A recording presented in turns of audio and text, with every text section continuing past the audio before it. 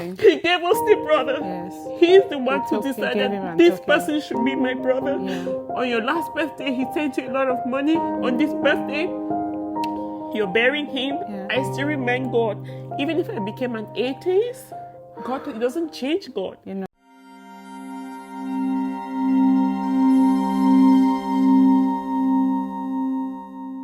Ruth, you wanted to share something that you've kind of held on to for a while. You don't really talk about that much, and you've decided to share with us today. And I'm personally very grateful that you feel comfortable enough to share that at this point in your life. Hello, everyone. My name is Mabel. And I'm Ruth. Welcome to the 3 R's: Reflect, Realign, and Rise. Today, we are going to be talking about real life story. Real talk. Yes, real talk. Today, we're deciding to share a little bit about ourselves and some really dark moments in our lives that has shaped us and made us who we are today. As a matter of fact, these are actually things that we are still struggling with and healing from. We thought that we should give you a little bit about, the people behind the camera. For the people who've been rocking with us so far, we thank you so much. And today, our gift to you is letting you know a little bit more about us. So, Ruth, what is that thing or things that have completely shaped your life and make you who you are today? So, it never gets comfortable enough, and Yeah. I just hope I can share it. And it hasn't shaped me. Some of these things, of course, things happen to you and shape you, but some of them you just live with them, Yeah. For eternity. Mm-hmm. You deal with them. Yeah. I was born on the 24th of June, and so, hey, my birthday's around the corner, Yeah. and you know what birthdays look like. Yeah, celebration, Celebration, joy, happiness. parties, Yeah. and gifts, Yes. and all Good the nice things. things. Yeah, sometimes you pray to God, you're like, God, please send to me my Prince Charming on my Yeah. birthday, or I want, something special. Yeah. And it comes to you. Yeah. So something happened to me. I'm going to talk about my birthday, 24th of June, 2021. And I lost my brother on my birthday. And that has really, it has been a very hard one for my family. Yeah. and I. And at the time I was in Cameroon, I think I went back to renew my passport and come back. And I was in a certain ministry. It was 1 p.m. And I had spoken to him earlier on, and he was driving to work, and he said, oh, when I go to work, I'm going to call you. Yeah. And, I have a very close family. So they said they were going to call me on a group call. So at this time, then I checked my phone and I saw a missed call from one of my other brothers and my sister. Yeah. So he wasn't on the group call that I had missed. So I told myself he's probably busy at work. Yeah. So I called back my brother and I was like, hey, what are you getting me for my birthday? I still haven't received your gifts, your alert. I've checked my account. I haven't seen. I was trying to be playful, all merry. I had plans with my friends in the evening. Yeah. And hey, God, I heard the worst news ever. And then he was like, oh, he was very direct. He was like, they called me a pet name. He was like, Mommy, we have lost Emma. Emma is dead. My brother didn't beat about the bush. He said, I said, what? He said, yes, Emmanuel is dead. I said, dead? Which Emmanuel? He said, Emmanuel, our brother in Canada, he's dead. I said, dead? How? When? He said, they said he had attack. Everything I'm going to say now is imagination, because in that moment, I was in a trance. Yeah, of course. The family was talking about him a lot during this period, but we're talking about his wedding. Yeah. The wedding that had to be in November. Yeah. And so death was so far off. Of course. So all I remember is that the elevator took me down and brought me up and brought me down a lot, and I didn't know what was happening to me in that moment. And I'm like, oh my God. Complete disbelief. Yes. And spare you the details. So yeah, that death stroke we were just recovering from the death of my dad. I mean, we always want our parents around, right? But my dad had lived his, fair share of life, had his kids, had a wife, had grandkids, traveled fairly, and, he lived a good life. He was a good man. He got sick. We took care of him for a couple of years. You saw it coming. I saw it coming, But this one was... complete shock. Yes. Yeah. And in that moment, I'm a big thinker. I think and process everything. I don't really believe in zodiac signs, but one time I read about cancers, and I am a replica of it. I overthink everything. So in that moment, my overthinking didn't kick in. I was just so sad. You were still in disbelief. Yes. I didn't even have family back home at that time to run to. So I was in a hotel room. I ran back to where I was living, and I couldn't even call no one. Yeah. And then, it's ongoing. Yeah. Now, when I had to start thinking about it, death brings pain. But in that moment and up to this moment, I felt more shame than pain, because I lost my sister when she was 25. I lost my dad, like I just mentioned. And now I'm losing someone in their prime. Yeah. He wasn't 40. He was a very young man. Yeah. Not sick. And before they called us, the hospital in Canada had already done the, how do you call it? The autopsy. The autopsy. Thank you.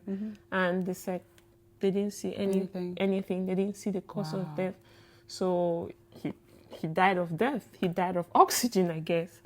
And the story behind it is that he was at work and, with his colleagues, and, I think they were going to take coffee or something, and they turned around and saw him leaning on the wall, and the next minute he was dead.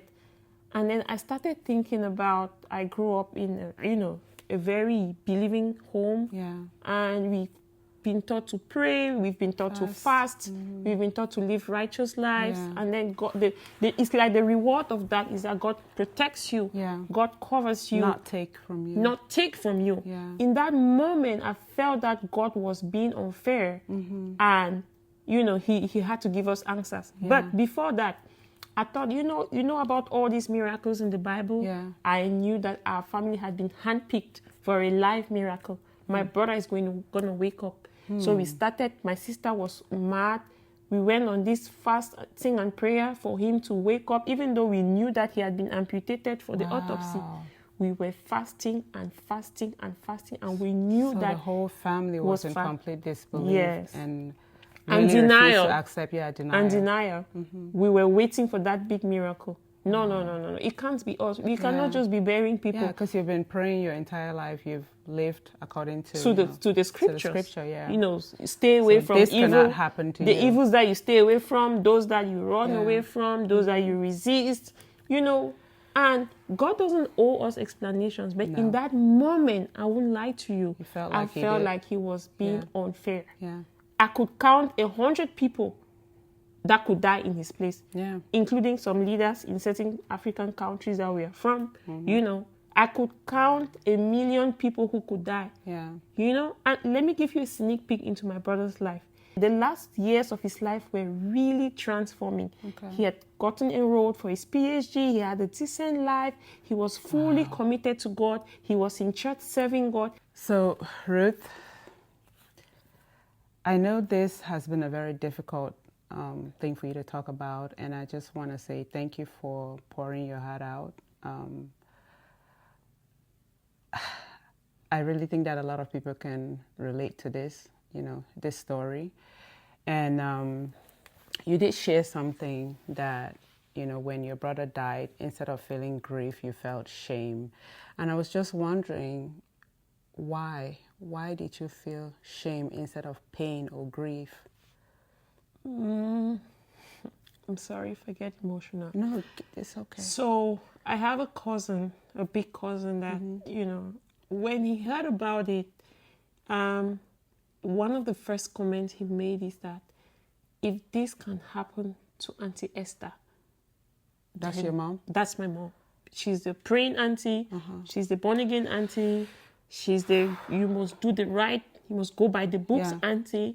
So the death felt, in my opinion, like an abomination. Oh, wow. It didn't feel normal. Yeah. Normal people take flight and die. Yeah. Normal people get sick and die. Yeah. Normal people even die of heart attacks, Mabel. Yeah. Normal people don't just die without an explanation. Yeah. My brother was buried in his wedding suit. Oh my God. Yes. The suit he bought to get married in. Yeah. He had an 8-year-old boy who was, his little friend. Brought the family to his closet and said, this is where he kept most of his wedding stuff. And that. So let me come I back have to goosebumps listening to this. Let me answer your question. There is no glory in my brother's death. Yeah. Maybe when we go to heaven, God is going to show us the Makes glory. sense. But as of today, in Still doesn't make 2026, sense. it doesn't just not make sense. It is shameful. Shameful for a parent to keep on burying their kids. When my dad died, I had the feeling of, this covering that had been taken away from me. It felt like I was exposed to the war. After that cover, the next cover that you have is your husband. Yeah. In the absence of that, you have your brothers. Sorry. And so when he died, it felt like the covering keeps being taken away. Yeah.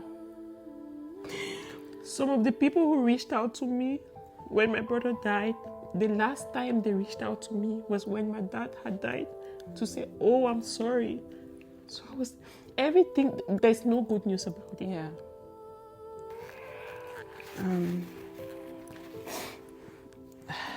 Yeah. These are real emotions, and my heart really breaks listening to this because, like I said earlier, unfortunately, a lot of people can relate to this. I know that we briefly talked about your brother's death in the past, and something you told me was that because he died on your birthday, you stopped celebrating your birthday. How do you think your brother's death has impacted you and continues to impact you today?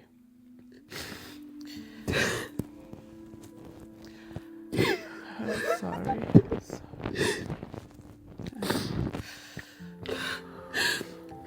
Guys, I didn't put a camera to cry and No, make a show. we did not plan on this at all. We just wanted to share some of the challenges that we face as well. And this was not, I didn't know that we were going to be this emotional, but this also lets you know that we're human and we are all dealing with something. Even when we come up here looking like, we have it all figured out, we don't. So this is very real, and please take all the time that you need. Yes, let it out. Let it out. I got you. Okay. I got you. So the honest answer is that one of the things he's done to me, we ain't got 26 and he passed in 2021. It never goes away. The pain never goes away.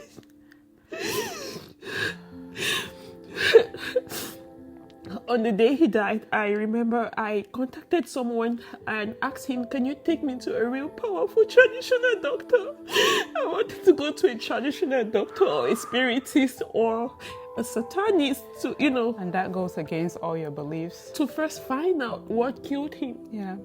And then get back if it was something, if it was someone, just kill the person right back. Yeah. And I remember I asked him, I begged him, I said, please take me to a traditional doctor. Just take me to somewhere, these houses where you have to use your back to enter. I kept looking for it for over a week. You needed answers. And I needed answers. And I felt like God wasn't the one who could give me the answers at that time. You felt like you did this. I told him, I said, God, you killed my brother. You brought shame to us again.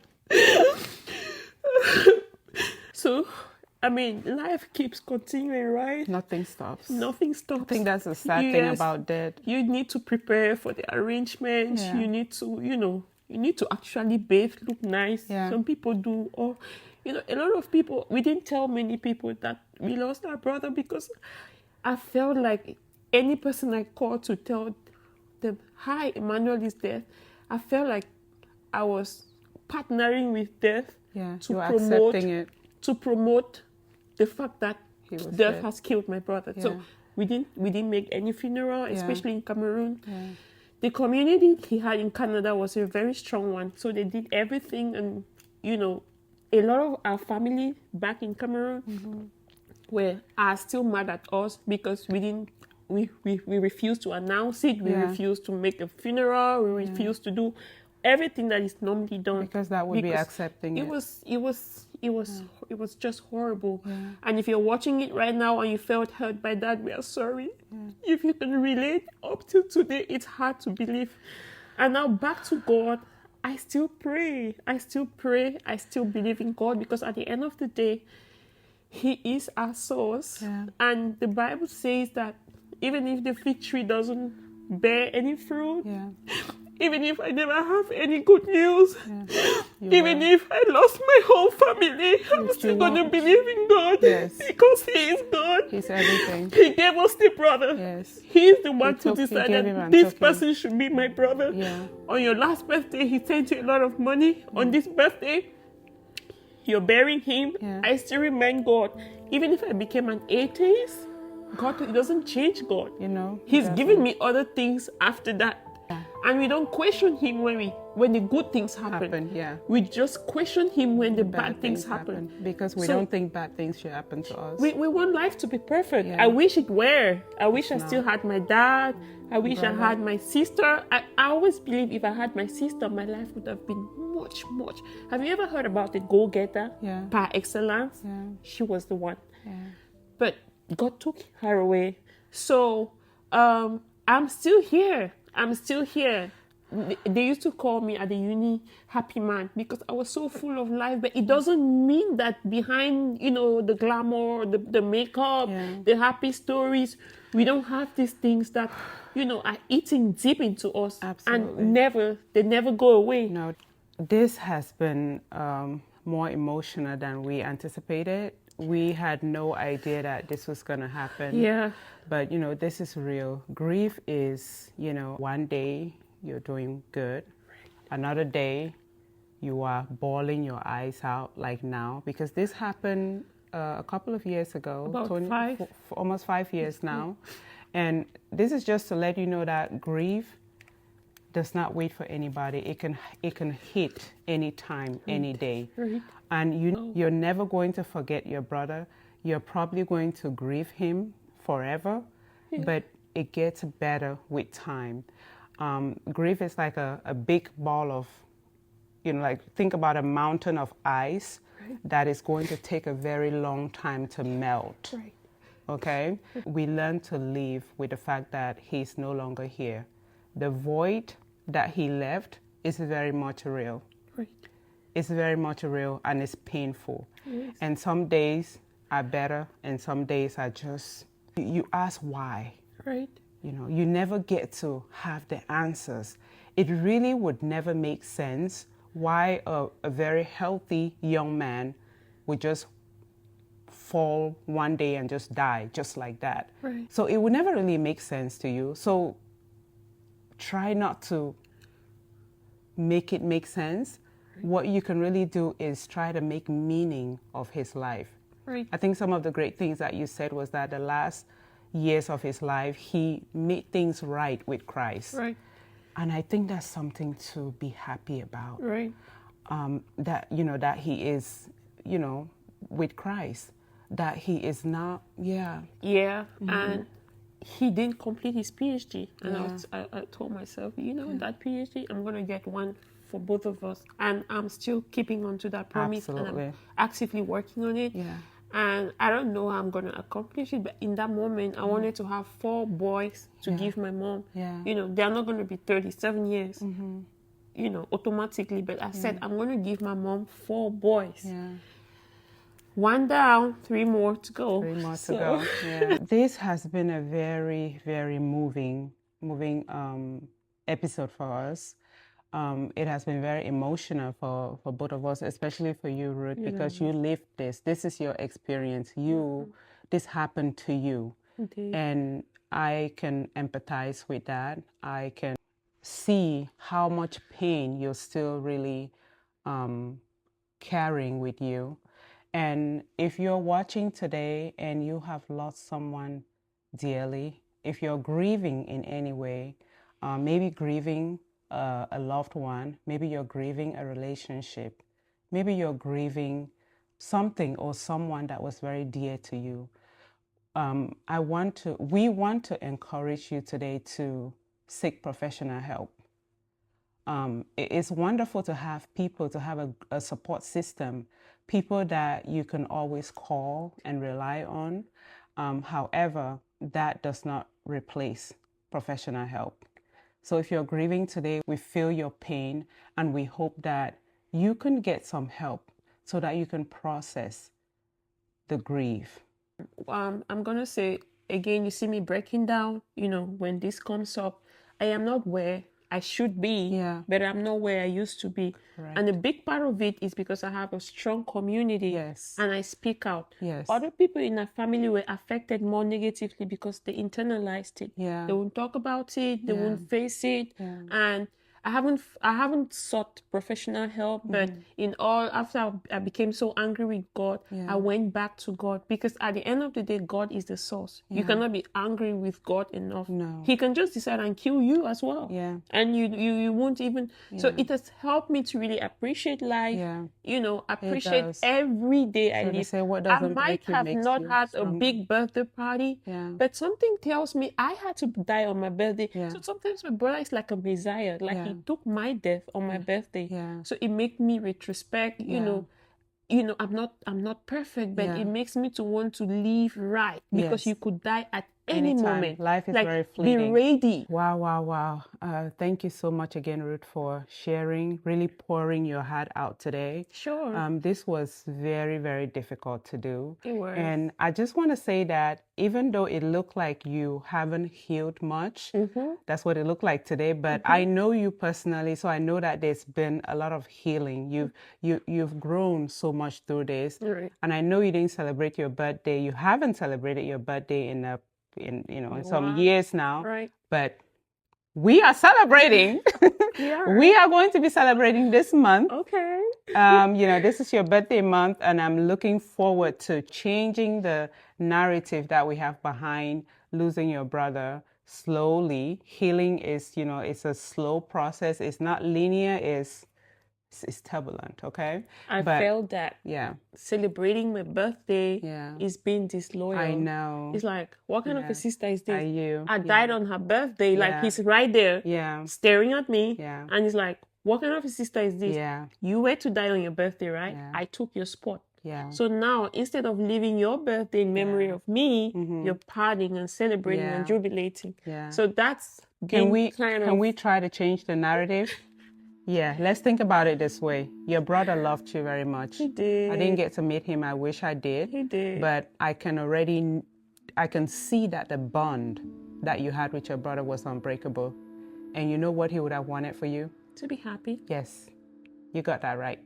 So we're going to be happy because he would have wanted that for you. So we're going to celebrate you this month.